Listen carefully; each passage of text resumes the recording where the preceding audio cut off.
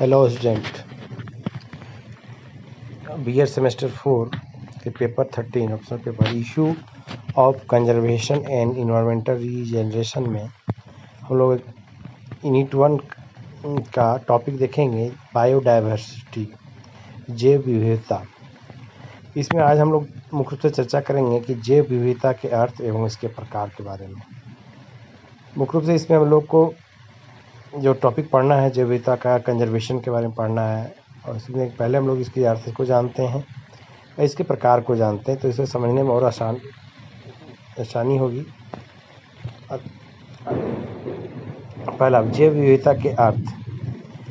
तो जैव विविधता स्थलीय, समुद्री और मरुस्थलीय पारिस्थितिकी तंत्रों और परिसरों सहित विभिन्न स्रोतों से जीवित जीवों के बीच भिन्नता है जिसका वे एक हिस्सा है।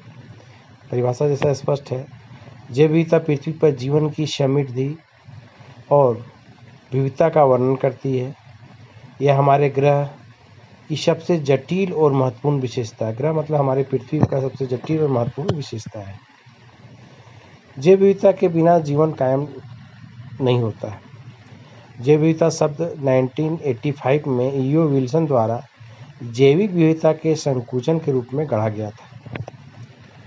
जैव विविधता को जीवित जीवों की विविधता और पारस्परिक परिसरों के रूप में परिभाषित किया जा सकता है जिसमें वे मौजूद होते हैं।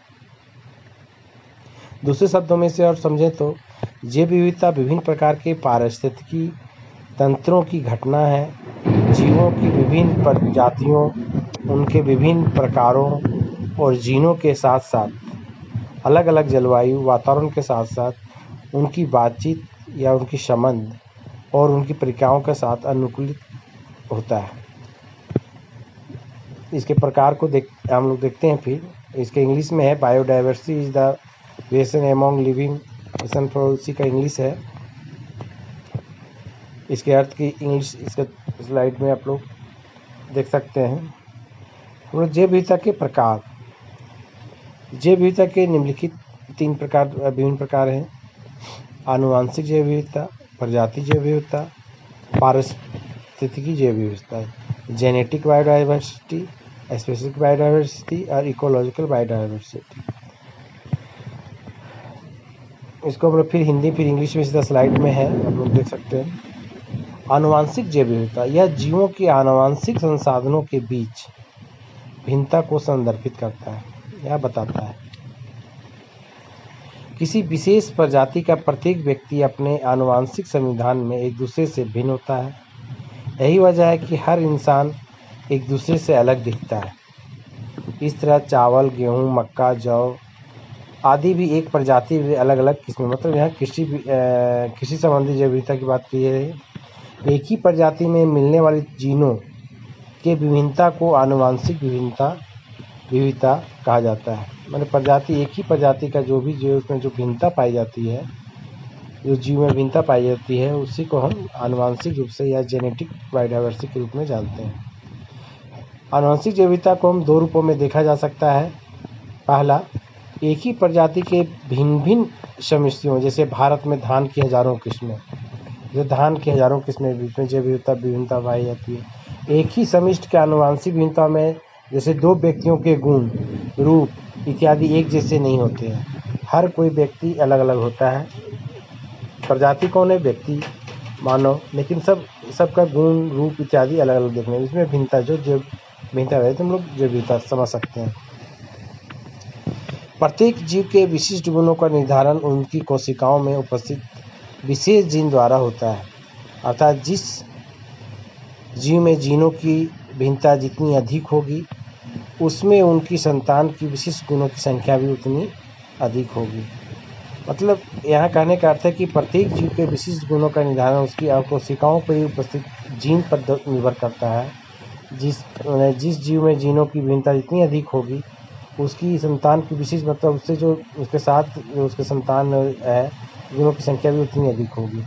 इसी को जेनेटिक बायोटिक का फिर हम लोग इंग्लिश में स्लाइड देखते हैं। जेनेटिक बायोटिक क्या है? Genetic biotic it refer to the variation among the genetic resources of the organism.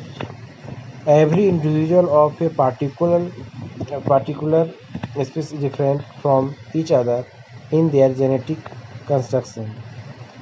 That is why every human look different from each other. Similarly, there are different variations in same species जैसे rice, wheat, मेज, etc.